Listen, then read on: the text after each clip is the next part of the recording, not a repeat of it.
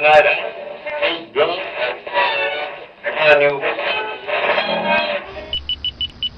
You are listening to the Doug Stanhope Podcast.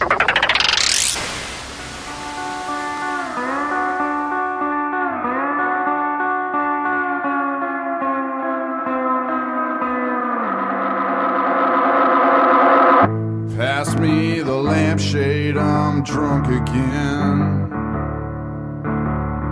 Blew my drug money on a quart of gin. Well, I am a cultured man with tastes discriminating, but I'll settle for a tall glass of anything. Well, am I the only one drinking tonight? The only one drinking tonight. The only one drinking tonight. The only one drinking tonight. Well, am I the only one drinking tonight? The only one drinking tonight. That's right, ladies and gentlemen. It's yet another installment. One of these might be fucking gold. And you just like, all right, we have to talk into a microphone. Tracey's getting on mic. She might not talk, but Tracey, the Mrs. Chaille, the Trailies, Tracey and Chaille, the Trailies, the trail mix. How about that? We call you the trail mix. The Bretchels, the trail mix. Only if one of us was black. Or If one of us Hispanic. is black, were you trying to fucking lead me right into where I'm going? No, I don't know where you're going. I'm going to fucking Intervention. Oh. Intervention is back on the air, and I didn't know about it. They canceled Intervention on A&E, and then they started it in March of 2015, the year of our Lord, the Jesus Christ, the white one. All right, let's make this wicked racist. Yeah, no one fucking told me. Like, that was the most fun ever. I was so sad. Dr. Drew's Celebrity Rehab made me sad when that went off the air, because that was just pure, straight-up hatred with a point. I hated that for a reason. And then you watch shit like Bar Rescue, where you just hate because that guy's such a fucking enormous dripping cunt. But there's no... I can't... You just look like an asshole when you bitch about... Like if you watch the Kardashians or Jersey Shore, the ones I won't even watch, because you just sound dumb for complaining about it because you watched it. Complain about dumb things. Dr. Drew, I had legitimate points because you're a medical professional and you're doing a disservice to people. Intervention, I found fascinating, and it still falls into that AA doctrine, but I also love to watch it for all the wrong reasons of watching people fuck up. So if I was off, I'd open a bottle of wine on Intervention night and take a Xanax and then sit there and just enjoy the shit out of all the fucking stumble bums. And then it's been on for a fucking month. And no one's tweeting at me, hey, new Intervention, buddy, guy. But I don't think other people knew it. Last night I found out about it. So now you can binge it. Well, yeah, you have to demand. No, it's not on. I don't know how on demand works. I know how to record shit. So eventually they'll repeat. You'll catch them. up. You'll catch up. And even if they're old ones, I probably don't remember them. I went on the internet. You can find out all the people that died, which I've done with all the Bar Rescue, Kitchen Nightmare shit, all the bars they failed at. But no one died. Like when you fail at Intervention, the dude's dead. So there's been like 9 people. And then I'm like, I don't know if I remember like that episode, and I'm not going to go watch them online. So anyway, There's a website? There's a website. People who died from Intervention. Where are they now? Well, evidently the season started with a where are they now? Probably avoided a lot of the dead people. Probably had one token dead person. But there were like 9 that died that they say was a direct correlation to their addiction. And then there's other people that just died One guy killed himself in a police standoff, which is great. And I'm like, oh, now I want to go back and watch that. I'm supposed to be writing a book here, for God's sakes. Now they release the new intervention. You're throwing every kind of distraction that I can justify at me. So, yeah, it's back out there. Intervention is back on the air. I should have been live tweeting this. I mean, I have a role to play. I have my little niche in society. I have a role where I should be on Twitter during brand new interventions. There was a crackhead last night. It was, I think, a week old. They led into the new one with the last week's. Whatever, is a crazy crackhead. This is the best part. When intervention, because they have that fucking Jeff Van Vonderen, the guy, leader, the walrus mustache. Yeah. I don't know if he has upper teeth or not. That's every time I watch That's a good him, mustache. I think it's for a reason. Yeah. I think it's hiding his lack of upper teeth, The which aesthetic I wish zone. I could do. That guy, he wasn't on this episode. This guy was a crazy crackhead, but when the whole point of an intervention is to step into the person's life and say, I'm not going to support you anymore. I'm not going to pay for your drugs. I'm not going to help you do this and that. You're not going to live rent free in my basement anymore, sir. But what this guy was a great example. He doesn't talk to his family. He lives in a junkyard for free to do the work he does in a junkyard, which is mostly strip copper that they don't care. And then sell it for crack. He smokes crack. But the family, he's an old dude. He's like fucking our age. And he lives in a junkyard for free. He's not fucking up anybody's life but his own. So they do this intervention. He's like, nah. And they have nowhere to go. They can't say, well, you know what? I'm not going to, what? You're not going to what? Nothing. I'm not going to return your phone calls that you don't make to me. I don't call you. Now, if the junkyard guy walked in, there'd be something They splendid actually to do. got into a kind of a fight with the junkyard guy, but the junkyard guy needs a fucking crackhead because he's stripping all these parts off he's of doing cars. busy work. He's a lot of busy work that Got they any need blenders done. I can take apart? Yeah. Oh, Yeah. you get the copper and I get the alternator What, that the I can orange- sell to a dude. The orange stuff? I'll take the orange. Yeah, I like the orange stuff. Yeah. So they got nothing. And the guy says, all right, I'll go. And he's smirking like, whatever, I'll fly around. He's fucking with him. He was going, all right, will you accept this gift? He's like, not unless he actually said this. He goes, what if the plane crashes? And he's smirking. He goes, all right, I'll go, but I need a parachute. Awesome. He's fucking goofing on His him. caveats on his savior. And he's sitting there going, this is what I do. All right. You don't want to talk to me because I smoke crack, which he almost made really good sense. Like you can see with cigarettes, that's going to kill you. I did that to my mother to some extent. Like, all right, you're already in a position where you can't walk flat surfaces without taking a break and getting your wind. That's bad. Like, I don't know what how far do you want to? So it's the same thing. Did I say, okay, mother, well, to an extent, I did. All right. Yeah. I'll take you down. Yeah. When your horse comes up lame. But he was just goofing. And at the end, he made it 11 days in a rehab and then left. And now Walked out. He's smoking crack again. Sure. But stripping lots of copper. The fucking Jeff Van Vonderen intervention guy, the walrus mustache guy. There's episodes where he's like threatening, well, we're going to call the police. He's just anything to make you go to rehab. It's blackmail. Well, you know what? If you don't go to rehab, we're going to take away your cats. That's what I think they did to the Huffer girl, the most famous intervention girl, Allison. Remember Allison that huffed the Who doesn't? the keyboard?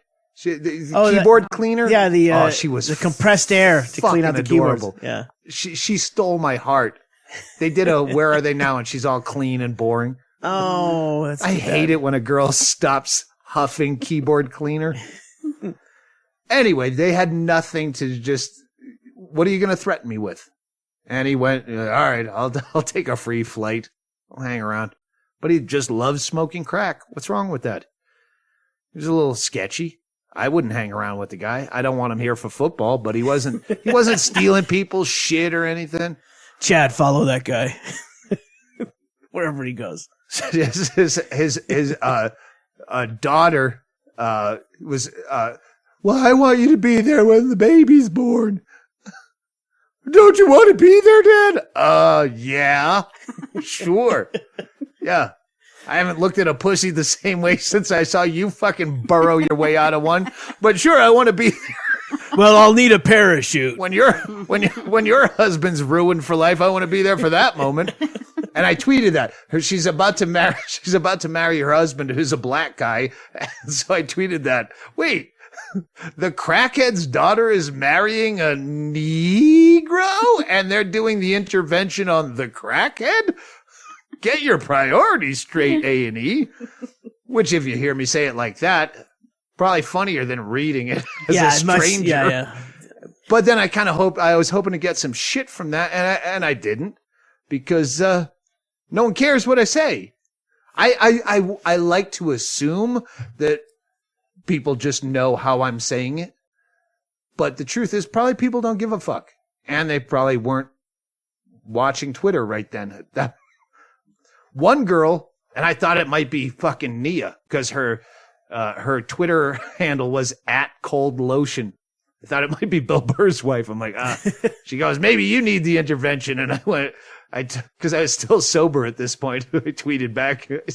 I said, my friends wouldn't give me an intervention unless there was an open bar. Yeah, I'm not in the intervention threat zone, nor am I in a place where anything I say can be held against me. It's fucking funny. But you get the same shit. I think was it the Floyd podcast? We talked about this. Whatever, you did a Matt Becker podcast, the Near the Wild podcast. Near the Wild with Matt Becker and John Norris. And then you got a fucking tweet calling you a racist and you couldn't figure it out. And now you went back. I only started actually paying attention to Twitter recently. Yeah. When I realized people could notify you directly. And so I was in there because I'm monitoring things for the web, for store and stuff. Like, we've got the t-shirts and stuff for sale, just trying to make sure everything's cool. And someone comments about how I made a joke on the Near the Wild podcast after Becker said something, that I made a joke. JK, I guess there's a lot of abbreviations going on. No, joke. Like, you made a JK after Houdini 357, which is Becker. So I'm having to decipher all this. So I don't even know what's happening as I'm reading it until I get to the end where it says Ggreg Chaille racist. I'm like, well, maybe a poor choice of words or a bad joke, but a racist? Really? First of all, I can laugh at fucking racist jokes all day. I can laugh at jokes at anyone's expense. That doesn't make me not like them. I fucking secretly hate people. I told you about that fucking kid in Safeway. I had to go to the other side of the fucking Safeway because, straight up, What's Eating Gilbert Grape, the Leonardo DiCaprio stomping and I'm like, I can't fucking deal with this. And I just... Yeah, my fucking spine was upended like a cat in a pack of pit bulls. Because no matter where you go, that kid's going to find you. If you go to I need mole sauce, and he's going to end up there. Is that original sin is fucking hating being around that? We've talked about this, where the fucking low watt gurgler in the high back chair at a fucking highway rest area, Burger King, they're having to wipe slop off his chin. And it sickens me. Not that, it's sad, but watching food dribble down someone's face. I don't care if you're drunk. It makes me physically upset. Am I a bad person? I didn't go over and slap the guy. I know he's got a fucking problem, but I have a hard time looking at that problem. If you have a weeping sore on your forehead that erupts pus like Mount St. Helens every couple of minutes. Am I a fucking asshole because you have a disability? I just can't be around that. It makes me physically distressed. I have all the sympathy in the world for you. So, but there's other shit that's fucking funny. And yeah, laughing, you don't make fun of someone, but you can laugh behind people's backs. That's what we do. We've talked about this. We've talked about laughter is an involuntary, and so is fucking anger and hatred. I didn't tweet the Negro. She's marrying a Negro because that's green room funny, and that's what I do for a living. I bring the green room to you. So go fuck yourself. I just wish that I was in a position where I would have to be. They're demanding that you make a public apology. There's a press conference scheduled at Bisbee City Hall at noon for your Negro tweet. All right. That would never happen. Yes. And I don't, and Cold Lotion still follows me and she's cute. I wouldn't do it because I'm scared of black chicks. But in theory, but your racist comment that you had to fucking racist comment hit you had right, to track right here it we back go. like a fucking private detective. You had to go back through and listen to the podcast to see what would I say was even close to racist, and it was. I had to listen to a podcast that I edit to find out what was mildly racist that I could have said because I produced the motherfucking thing. How did this get by me? I'm the one who you puts have to the bleeps. say it. I put and the then bleep. listen to it repetitively to edit it, and still you have to have forensic knowledge to find where's the racism. It's like Dateline NBC. Well, what could have caused this? What kind of weird poison? Backtrack it. You have to go back and you have to what are they thinking? Well, we were talking about the recent emergence of bears in Anchorage much earlier than usual. So there's a lot of bear sightings in town. And John Norris started talking about the time that a couple that he knew wanted to do a wedding video up off of a trail. So they all had to go hiking. So they parked their cars and they all head up there. And then he said the only problem was like some of the gals were lagging behind, trailing back. And Matt Becker said, if they trail back too far, you're allowed to have sex with them. And John said, what, with the bears? Which was funny. Right. And not racist. And then I said, unless you're a bear. And then I said, well, that's if you're a bear that's been raped, which is never funny. See? Bear rape jokes, never funny, but you didn't go that way. No. I said, well, not if the Indians don't get them first. Not if the Indians don't get them first. Thinking back to Oregon Trail and like if the wagon trail spread out too far, the Indians would pick up. See, it's too much. No. It's too much. The point is the fact that you thought that and instantly thought, well, we're talking about like pioneer days, like because not everyone watches the West. That's not the rule in Anchorage right now. That if a girl trails back from the group, you're allowed to fuck her on the trail. I mean, or maybe I'm not aware of all the rules. First of all, no one would go back to Old West times because no one gives a shit about history. I played Oregon Trail. I had a 486 DX2. Point is, it doesn't matter. My comment was straight up racist, and it's making fun of racism. And no one said a thing. Cold Lotion said something. Yeah. Point being, either way, I think racism is stupid and funny. So when you make a racist joke, you're making fun of racism. And if you don't like it, I don't give a fuck. Yeah. I have no network that I have to make a false apology to keep my TV show on the air. And if you don't get it, well, then you get out of the fucking green room. Well, there is the Doug Stanhope. But when you actually have a legitimate historical perspective, that makes it even more frustrating. And it's so hard to not fight with that one random asshole. Oh my God. Yeah. That was everything not to do it. 1 million people, if you tweeted that and 1 million people got it and favored it, there's one asshole and you're like, you want to beat on that And they're retarded people. They're stupid. They're a few levels above retarded. I've brought this up in my act several places where retarded people, it's a matter of IQ points. So if you are just a couple of IQ points above retarded, you're just stupid and you get free reign. Yeah. If you get a little bit dumber, no one can fuck with you for saying something stupid because you're retarded. But if you're just dumb, you can say all the shit in the world and you're a middle mind and you destroy everything. Middle minds are the problem. Just someone who's an average dude. Average dude is the fucking problem. Retards don't do damage. Negroes. And I spelled it out. Negro. That was funny. I was trying to get, sometimes when you try to tweet offensive things, I saw one I favorited today, but he put it in quotes. I think it was about Madonna. So something about women on television over 45 are shriveled up hags that should die. I'm paraphrasing poorly. Unless they're Betty White old, and then you can put them back on and make fun of them or something to that effect.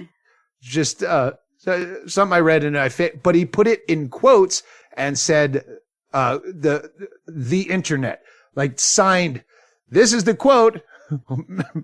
Women over 45 should die unless they're the quotes signed the internet. So he's saying that's what people on the internet say. Well, you know what? I don't want to. I don't like to use those safety valves because I don't have to.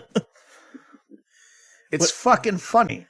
When I saw the Negroes written out, I imagined you in a white linen suit. No, it's the blue pinstripe suit. Well, this is my visual. I'm telling you my visual. All right. You in a white suit with the Colonel Sanders bow tie. Exactly. And a mint julep saying Negroes. His daughter's marrying a Negro and they're doing the intervention on the crackhead. I'll show you the suit because we talked about that fucking pinstripe. Very thin, light blue and white pinstripe, the whole suit. And I go, this is like Southern sitting on the porch drinking lemonade suit. And you had one that's kind of similar. Anyway, we're going to drift off into falling in love over each other's outfits. Your fucking outfit at baseball that day for old-timey baseball with that hat. God damn it. I thought I had the old-timey suit. I have one old-timey chalky white from Boardwalk Empire suit. And then you showed up with that hat. Not trying to one-up. You one-up me every time. Listen, I went to my closet. I didn't go out and try and find something. You bought me that hat. I remember. The hat looked fucking brilliant on you. You broke it out. It just made me look like shit. Time. They tried to get me to the guy down there. He was playing on the team that day. Who was it? Old-timey guy. It was a kaleidoscope of team colors out. He said, don't you remember me from last year at baseball season? We did the 5-man wave. I'm like, yep. Yes. God, I remember exactly. Sir, do you know how many 5-man waves I do a year? But he's like, hey, will you come down on whatever date and throw out the first pitch for Little League? And you have arrived, Mr. Stanhope. You have arrived. I just walked in, so I didn't have any bullshit excuse ready. And I told him about the time I tried to throw out the first pitch 3 times at a regular game. This is just a fucking adults game. And I went out there and to say that I throw like a girl, I would have to make the public apology to women. That's an apology I'd make. If I said, I'm sorry, I throw like a girl. No, I throw like a cat. Trying to throw like a girl. Yeah. I throw like a thalidomide child.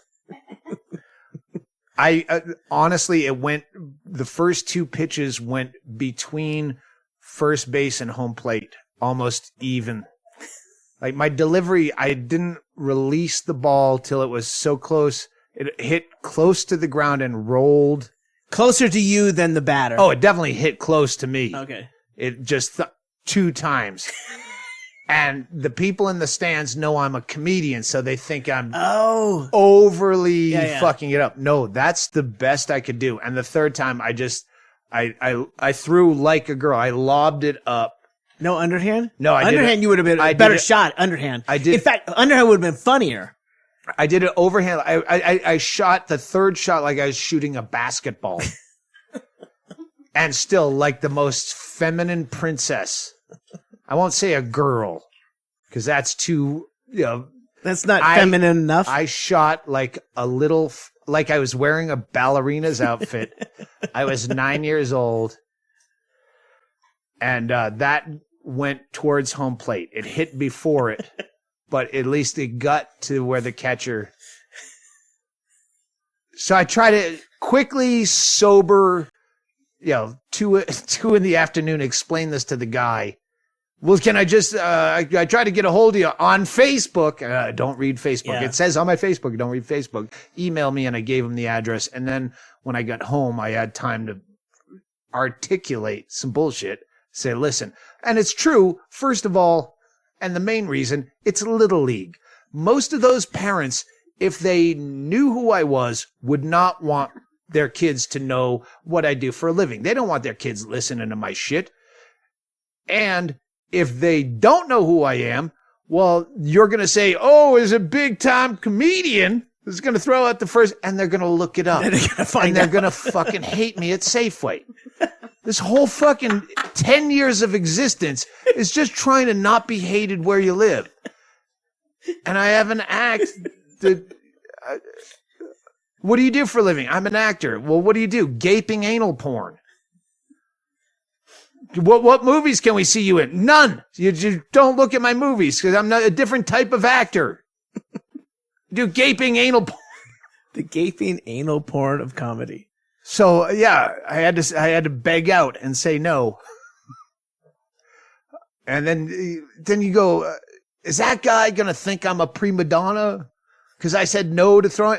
No, I'm trying to save you, man. Yeah, you're doing him a favor. Yeah. But then you go, do I look like a cunt? Oh, he's too good to come down here and throw out a first pitch. You're not going to be there when Mother Little League goes, oh, and some celebrity threw out your first pitch. Didn't he, Daniel? Didn't he throw out your first pitch, Daniel? Let's look him up on the internet. What was this? Did you write that name down, Russell? Let's look him up in front of everybody. Here's him standing with, my God. You and the two asses at the Portland radio station birthday party. That's just a that picture. Always comes up. I'm just saying that's one of the things that always comes up. You with two naked asses from strippers in Portland. I remember that Top day. 10. I remember that day. I remember there was a girl I was trying to not cheat on back then. And it's the Chris Rock bit. There's a few bits that you know that you go, fuck, I wish I wrote that. There's a lot of them. But that's one that's always there, is a man is only as faithful as he has opportunities. Chris Rock. As successful as he is. Yeah. I hope I'm not doing that a disservice. He did it. It's good. And that was probably one of those times if one of them had just grabbed me by the collar and drugged me in a fucking broom closet, I'd have probably fucked her. But they didn't because we're on morning radio. Afternoon radio. Afternoon, where the that host, was the day fucking Marconi. He left the station. He walked out. He got all mad about something. We were all shit-faced on the radio, and he left mad. Andy Anders was there. Lonnie Brune. You on the mic. All 3 comics on 2 mics. Jesus, I hope I didn't have a show that night. No, it was a day before. We were promoting the show with Dante's, and that one guy had the Tiny had that fucking 6-pack of hot dogs behind his neck. That's how fucking big Tiny was. We gotta look that up. Write it down, Chaille. And he had to close the show because Marconi left the station and called back in to the station to tell us why he had a freak out. And we're juggling strippers and going back on the air. This was live, and we took over. I don't even think they were strippers. They were just Portland girls. They were the girls just up the street from the hotel we stay at, the boutique hotel, the one we like. Jupiter. Just past the Jupiter. That place up there. I never left the Jupiter. I was know. never sober enough to. Sometimes it was hard to get back to the room. Yeah. So, Tiny had to close the show and the program. There's always that program director. Like, oh, he's mad at us now. This was fucking thing. We're like, where the fuck is the host? This is back when terrestrial radio mattered. Yeah. Afternoon. Marconi was great. Yeah. No, he had a fucking he blast. Had a flip out on the Nick, Nick Miles was I think the program director. He was the English dude. He had something to do. He had to be the program director. And then they fired him.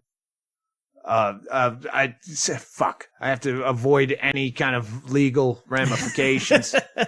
But evidently, yeah, he was not having a good time in his life, and it came to a bubble. Yeah. And I never knew that about Nick.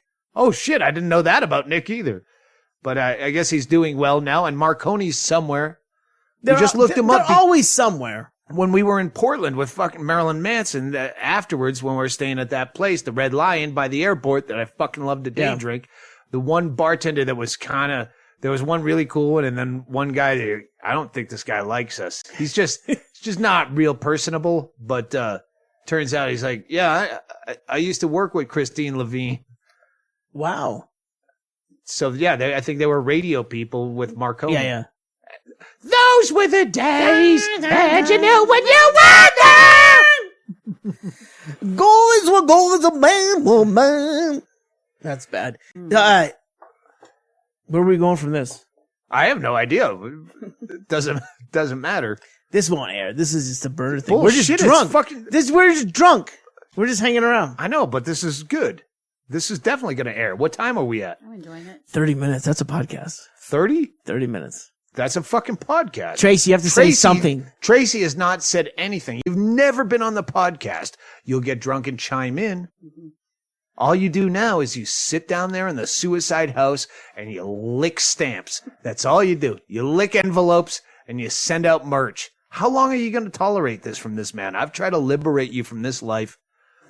I stand up on the roof, and you don't know this, but I stand on the roof of the little house, and I see you in there doing dishes when you're done a long day of slave labor in your Chinese factory of fucking merchandise.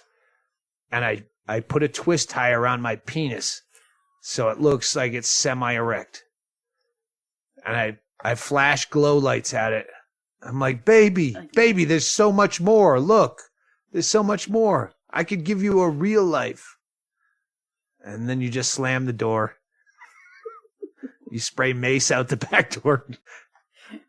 So many holes in your story. All right. Number one, that you could get that semi-erect.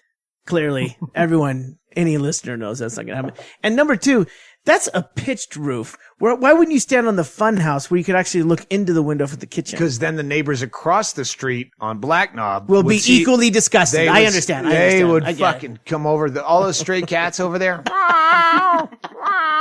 Someone got a fish? My goodness. I had such fucking hopes and dreams. Go ahead. Are we doing Sambuca or are we doing Tawaka? Oh, shit. We haven't done Tracey. Since you don't want to talk, will you make us a shot? Because no, it's not Tawaka. Tawaka we already have. That's for fucking No, that's the vanilla fucking I have that for super sweet. Mr. Dunwoody and Mikey right. Palmer. They like that. And they haven't come around in a year, and I keep stocking my bar with it. Mikey Palmer, he rarely drinks. Mikey Palmer was the first guy I fucking knew in this town. That was my hookup. Oh, out here. Before I moved here. He's the guy that put me on the phone with Margot when I said, I always thought about moving here. And he's like, well, then you got to talk to Margot. She's the best real estate agent. And then the next thing you know, I fucking bought a house and I live here. How come you didn't get Margot back on the podcast? She's a day drinker. The point is, we day drink and then we go, oh shit, we should get Margot. Okay. She's already done in. We have to schedule it. It has to be serendipitous. We have to be out accidentally day drinking and run into her I'll like find we her. did. Yeah, well, Hey, if you listen to this in Bisbee, tell fucking Margot we're desperate to have her back on the podcast. Just tell her we're desperate and we don't know how to ask. What did you say that made me say that I said something? I said something. Mikey Palmer. Yeah. Wait, the drink order. She's got it's Ouzo or Sambuca. Well, no. I bought both of those and then I bought them both because now since we're in a rolling downhill snowball effect since the 30 days in the hole where we bought all this weird alcohol to make all these weird drinks, I'm going to have every fucking thing in my bar. And then I bought Ouzo and Sambuca. At the I same don't have time. those. At the same time. And then we're driving home and I go, I think they're the same thing. I think they're both like, you know what? If you know who we'd ask Gus the Greek, he'd tell you. Yeah. That was shit. Hey, let's go to dinner tomorrow at Gus the Greek. I can't. I gotta fucking write a book. No, you can take a break. That's the worst thing Hennigan ever said to me. Please hold. Ladies and gentlemen, Cheers. play some music at home as we do a shot of either Ouzo what is or it? Sambuca. Opa. What is it? Ouzo. Please hold.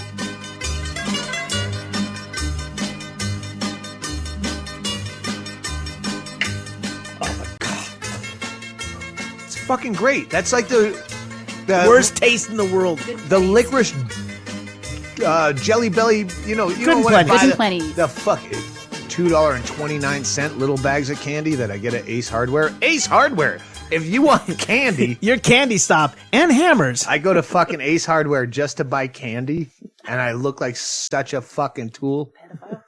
Oh. I act like they didn't have what I was looking for, and then I buy fucking candy corn, Jelly Belly raspberry blackberries, and then the licorice mix, which I only like the little. They're like Good and Plenty's, they're but like they're really small. tiny, really tiny. Yeah. They're gourmet candies because I'm a hot shot motherfucker. I eat lumpfish caviar Yeah. on your dime, motherfuckers. Yeah. Yeah, you buy that t-shirt, you buy that ticket to the fucking Canada tour. You know where it goes? Lumpfish caviar, blue poops, and then some high dollar candy that I have to walk into Ace goddamn Hardware. And they're so efficient there. As soon as you walk in, can we help you find something? Well, the candy is a point of interest thing. So I'm standing Point of next to the sale, candy. right at the front, right where you're and walking then I out. have to do a lap around. Do you have volleyballs? And sometimes they do. Like I get tennis balls. Well, the no, occasional times we play tennis, I will go there. That's your go. There's not a lot of shit in this town. We needed a pan for the turkey. Yes, they have it at Ace Hardware. Like They didn't have it at Safeway. no, Nope. and Alco is gone. They had closed two down. choices at Ace Hardware. Right. Yeah. You pay top dollar, but Jesus, you get it. So when you go in to buy candy, you just have to suck it up and went, yeah, I'm just here for candy. That's it. No. Do you have an Ace rewards card? No, I don't. I come here for candy. Do you think I want a record of that? Fucking Hennigan. Sabra hummus. You know, they just had that recall. Yes. I had a 17 ouncer. Fuck that. I ain't giving that up. Well, you'd ate half of it already. Yeah. And I had no problems other than one of the most magnificent episodes of farts. I wish I had recorded. There were farts that you could like pitch. I could have done but not like the time. Theme to the Death Star. No. We were at that hotel and I tried to fart to the tune of it's my prerogative. Bobby Brown. Is it It Chicago? was a Bobby Brown thing. Chicago. I have no idea, but I know It's Chicago It's my because it was at the Lakeshore. is Bobby Brown is fucking playing for some reason, not on our iPod. Why would Bobby Brown be playing? Well- oh no, I was just singing it. Yeah. On checkout to where we No, were. I was in the room because I was farting and then I drew mud.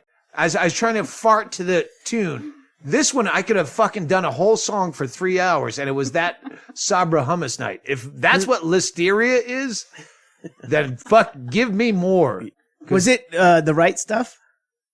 No. What song was it? My My prerogative. You're right. We were checking out because we had the cart out front. Oh, we're checking. Yeah, but we were in the room. And I had to throw away my underpants. into the hall at the across the hall. I don't think it is my prerogative, but I'm not going to get caught up in this. You threw your dirty underpants. That's right. That's right. Onto the door across the hall from us. Right. Which, God bless that soul. I hope that he wasn't the first person to find it. I hope he already checked out because we certainly weren't an early checkout. But it was one of those things where you were very animated in the morning. You didn't have anyone to yell at. So you channeled it into make everyone laugh. And there was a moment to where everyone in the room knew this just turned sour, which was awesome. And then your fucking reaction to an open door with a cart was I still don't think it's my prerogative. It's not. What's the fucking Bobby Brown song? God damn it, everyone's gonna fucking tweet me. Blah. But your only reaction to you shitting your pants was to... I drew mud. There's a difference. But you listen, say shit your pants. Listen. You imagine this bulbous lump dangling. It was and this is before Sax underpants. I did have to throw away. It was a scatter. But my point is, you're in a room full of comics. Everyone's crashed out. You're moving around. We're all trying to get our shit together. We got to get out. And your only reaction to splattering your underpants was to pull them off and to throw them at the door across the hall, which was beautiful. That was, that's management. That's what you do. That's what you do. And now it's what you do. Now you know. That was the early days. Well, what do we do when Stanhope shits his pants when he's trying to fart to his song at 11:30 in the morning and we have you throw him across the hall? Why are you asking me? Doesn't he know what to do? He better. I think it was the right stuff. No, it's not the right stuff. You know what? We're at the end of this podcast, which is now. we're gonna close on that song, and I'm gonna close it by saying, "Hey, fart along to this song." Anyway, what was my point? It was all about what happened before Sabra Hummus. We are looking for a new name for the podcast. Hennigan. Was it Hennigan? Oh, the worst thing Hennigan ever said to me was, oh yes, it was about writing the book. He said, well, I was thinking you could probably do 4 days on, 3 days off. And I'm like, all right, this is my fucking 3 days off then. How many 3 days off can I put in a row? That means I can do 6 days off and 8 days on and keep. Anyway, that's a podcast. And you can fucking take it or leave it. All you people that voted for Bingo's video, well, you know what? That fucking 30 seconds it took you to do that, well, I do these podcasts for you. They're grade A, top quality. To stop with the Google, everyone's got their phones I'm trying to find the song. We're trying to make this brilliant. You can do this on your own. All right, yeah. I think it's my prerogative. Right. Yeah, I think it's my prerogative. It is my prerogative because he only had that fucking. It's the only song I know. Doesn't matter. Put on Bobby Brown right now. I'm looking for it. First of all, get Listeria. Keep vamp for a little bit. I can put it on. I can put it on Sonos. That's what I'm doing. I'm watching you. I'm vamping. Put on Bobby Brown.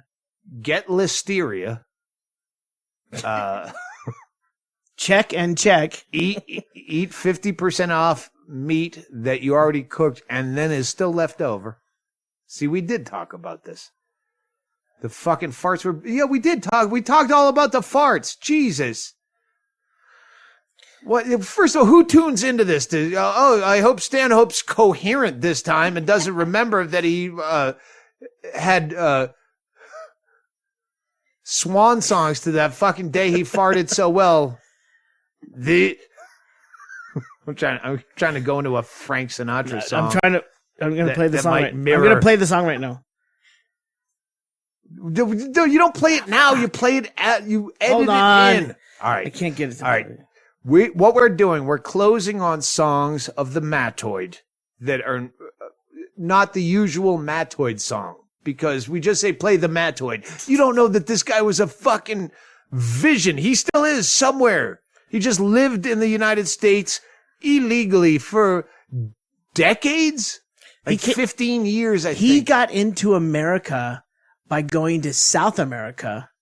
He was in Mexico selling jewelry or coming some up shit. from South America into the United Such States a weird rather than dude. straight from from where he was from, which is Finland. Yeah. Are you finished? Yes, good. Then give me the mic. That was Henry Phillips, not the dog, the comic. Yes.